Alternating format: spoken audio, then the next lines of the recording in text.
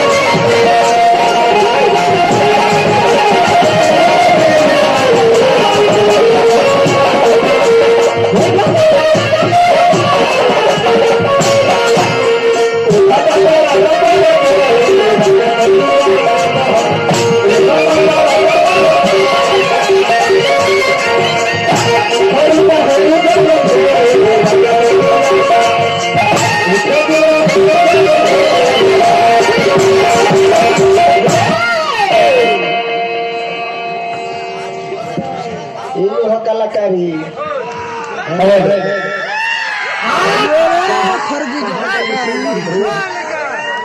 लड़का फंस गए लोग बाबा फंस चलो करेंगे फंस ये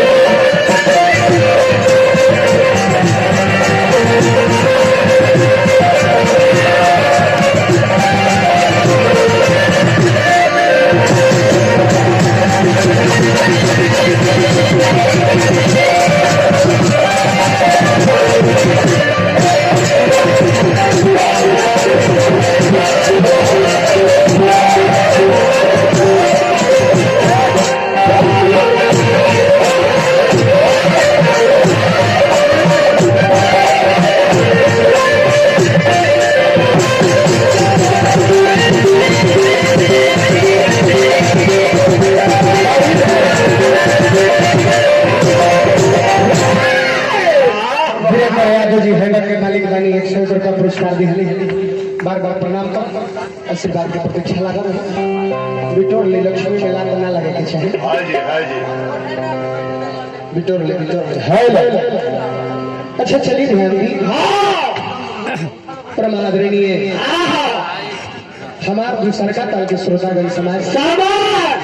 आप सबके बीच में उपस्थित मानी जा पूरी टीम के साथ और एहू काल में अगर जो हमरा से कोनो गलती त्रुटि हो जाता तो अपना घर के बबुआ समझ के माफ कर जाता काहे से कि गाय बजाए के हाल हम कुछ जानी ना गाय बजाए के हाल कुछ हम जानी ना आई बकरो लक्षण बाकी मानी ना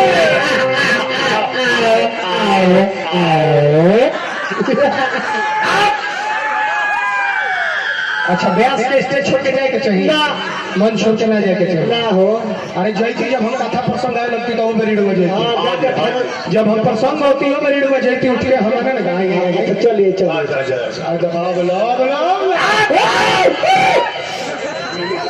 अच्छा हाथ धो पानी पी ली नहीं करे के चाहिए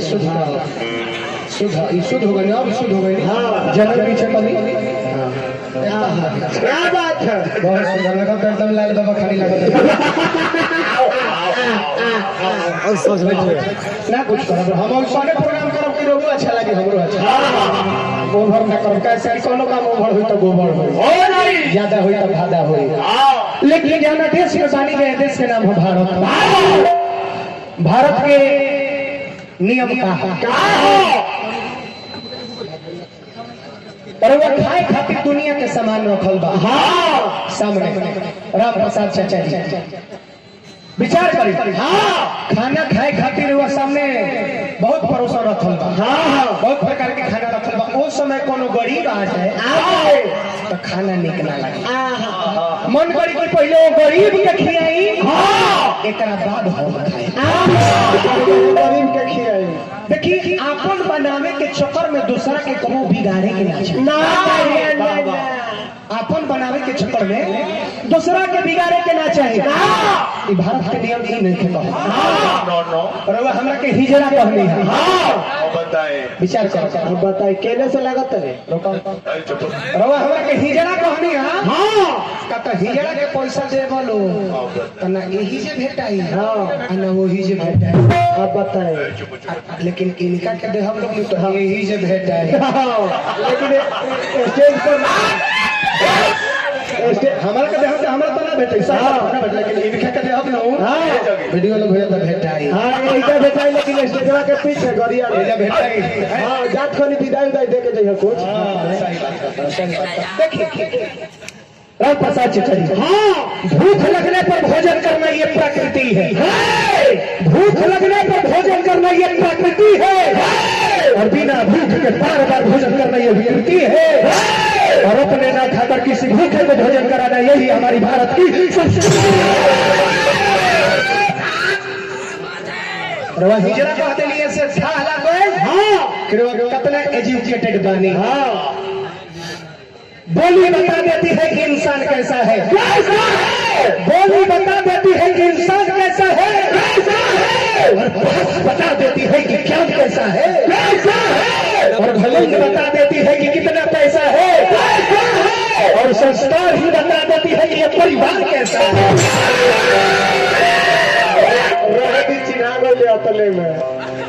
श्रद्धा ज्ञान देती है और नम्रता मान देती है और प्रसाद चाचा जी श्रद्धा ज्ञान देती है नम्रता मान देती है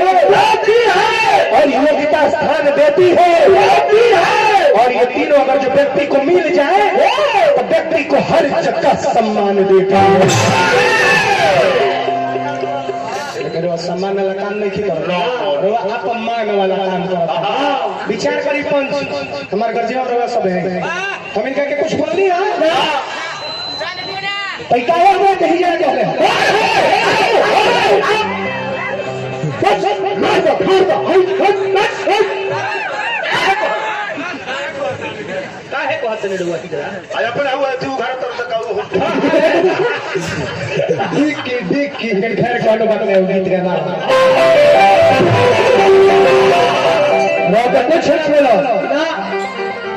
कुछ कुछ ना बोलो। हाँ रवा तो पूजनीय है। रवा पूजनीय है, आदरणीय है। हाँ लाल बाबा बने लाल बाबा।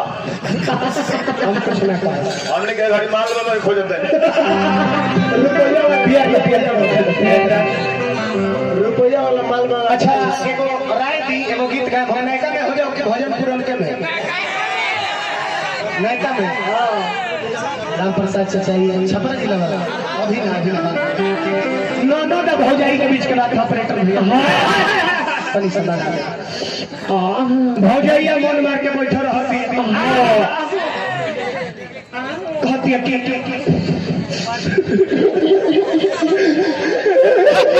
चुप रही हो। ए भौजी का हो काहे रोतल हो? का कहलो काहे रो तरु? का कहिए नाना जब से शहर भैया छोड़ के चल गई बारे। अरे दादा न खाना निक लागत न पीना निक लागत ए ठंडा के महीना में रही थे जगह जगह कहती हम करी थे तनिसा हमरो मजा आई आ तनिसा उनको मजा आई। लेकिन तू अब तरह से हम का बताई अपन दुख छोड़ा मत पूछो कि हम कितना दुख में बानी। बोला ना ए भौजी का हो ननदो? हमारी उदासी हमरा से देखल नहीं जाता। बताओ का करी तारा? नदी बड़ा चलाक नदी बड़ा चलाक रहे। हाँ कहता भौजी तहार उदासी नहीं खे देखल जाता बोला का करी। हाँ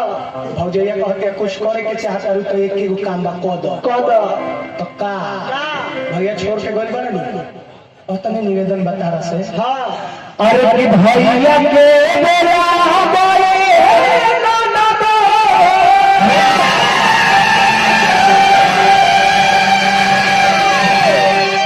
अरे कब होई तो होता जाना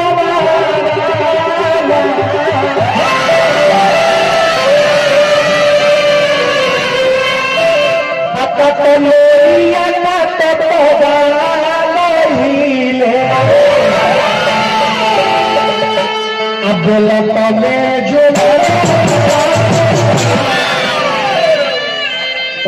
पैसा हमरा के नहीं है। अच्छा अच्छा पर्चिया लेके चलो नहीं की ले हम ई दोसर से टक वो गिल रहा है कि फसल में लोग दूसरा नीरज टेंट हाउस ग्राम टूरी हरिहरगंज शिवनाथ यादव जी। अच्छा शिवनाथ भैया पुरस्कार देने वाली बार प्रणाम करो आशीर्वाद में प्रतीक्षा लगा इन नए है। भगवान इतना सुंदर शरीर बना के धरती पर इंसान के भेजे काहे खातिर कि इंसान धरती पर जाई त राम नाम के भजन करी। लेकिन हमने यहाँ भगवान के भुला गल बनी जा खाली लॉकडाउन के फर में 84 लाख सोने के कंट्रोल तो पिता के कपड़ा पिता पर सोने धुमारे हाथों में माउस आते जैसे कर्म करबो और कर्म के अनुसार गला पर फल मिली। निमन कर्म को जीवा तो निमन न निमन के ली अब और कर्म को जीवा तो बाबू जो नहीं बैठे गलती का होता नहीं वह निमन कर्म को जा न तमुआला के बाद लिखाई GOPAL गोपाल YADAV गोपाल यादव ओके ये पांच का ये घाटे में जाकर ठोक दिया। वही दिन से तार हालत खराब हो गई। तो भगवान कहीं लगा तो भोजन करे धरती पर ये भी बा सब कोई सोचेला कि हम अपने मेहरारू के भतारे हैं लेकिन असली भतार ऊपर बैठल बने जेकरा के परमपिता परमेश्वर कहल जाला हई सबसे नकली भतार रास्ता धमे जाता लोग रोकल हर मेरे पीपी साइड में डंगो ऑप्शन के लिए का पानी भी कम मर जाता तो हवे भतार के बात नहीं कि जब बहुत समर से पार कर देवे। हां जहां नहीं रहे तो कर नहीं घर कहल जाला। हां जहां चल जाए तो ओकरा के ससुराल कहल जाला। धरती पर कोई रहे खातिर आइल बा ना तई नहीं हर जहां चल जाए के एक ना एक दिन ओकरा के ससुराल कहल जाला। तो जगह ना पर बोलो मैं पूछी है अरे की छोरी हरी नाम लो भगे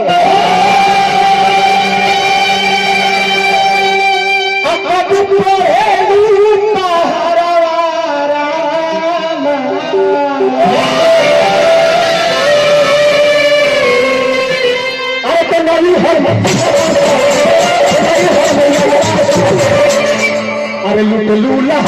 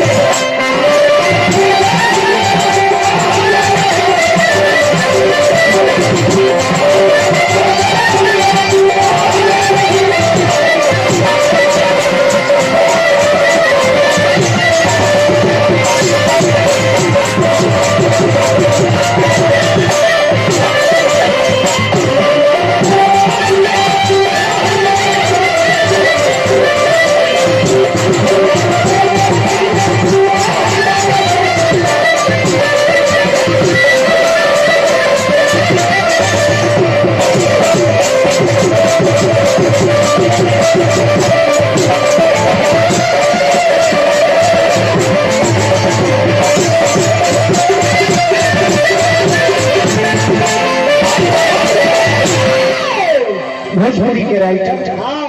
आदरणीय कमलेश यादव जी जिकर लेखनी के जोड़ा ना है माई सरस्वती रवा के अतना गुण भर दे और कलम में अतना गुण भर दे कि जौन कापी पर उन्हें लिख दे वो बनवे हिट कर भजन करे के काहे कहता नहीं जवानी में जब भजन करे के जवान में तब नहीं भजन करबा बूढ़ा के पर भजन हो ना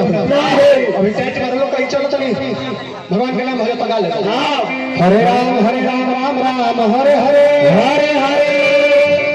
हरे कृष्ण कृष्ण कृष्ण हरे हरे। लेकिन जाहि दिन बूढ़ा जीव गाल के चाम झूल जाई लटक जाई दांत टूट जाई। अभी तो चश्मा पहन के पड़ता है दिखाई नहीं देता वो दिन चश्मों के काम ना पड़ जाए हो तो अभी कोई कही नहीं तनी चलो तो हरे राम गाओ तो हरे राम को है तो होले राम गावे खातिर कोई बोले कोई शुद्ध ना हो होले राम होले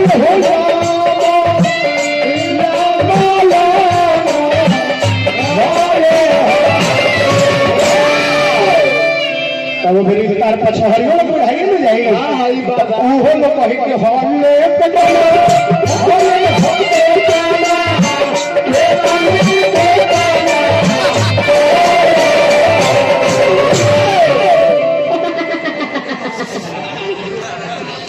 पहले से भजन जवानी में करे के कहता समाज में ऐसा नहीं बात बोलत नहीं है कि यहाँ लेखा जानकार कोई होइए नहीं ये हमनी के बीच में आके शिक्षा लगा कहता नहीं लेकिन यहाँ के घरे जाइए ना तो ये अपना मेहरारू के अंदर में रहे उसे तरह भौजाई कहेली वो तरह यहाँ के कहेली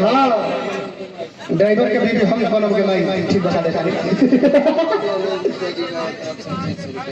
मुखिया जी अनिल मुखिया जी हमरा के 21 रुपया फेर पुरस्कार दिया अनिल मुखिया जी तनिया ये खाली अरुणा का माला हम डाली गर्दन में मुखिया जी कने करबानी अनिल भैया आइए चलिए चलिए आई रोके हमारा अपना का स्वागत करें मजाक में की कहो चलिए आशीर्वाद ले ले खाली आशीर्वाद हम ले ली आई रुपया देला से का होला और लोग आशीर्वाद अपना न मिल गई यही उम्र में रुपया कमाते अपना न धो देबे लेकिन हां बाबूजी खिसिया तारे अनिल मुखिया जी अरे दादा हो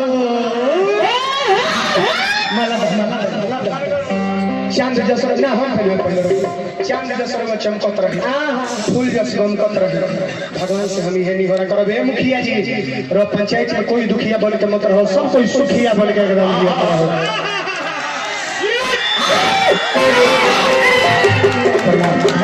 आंगनबाड़ी का खाना पास कर दी तनी है अच्छा उन्हें से बात पैसा दे भाड़ा का दे अच्छा नेवज के दे हां नेवज के आंगनबाड़ी के तरफ नेवज के हम सारा फंसा तो नहीं है भैया रे सो नहीं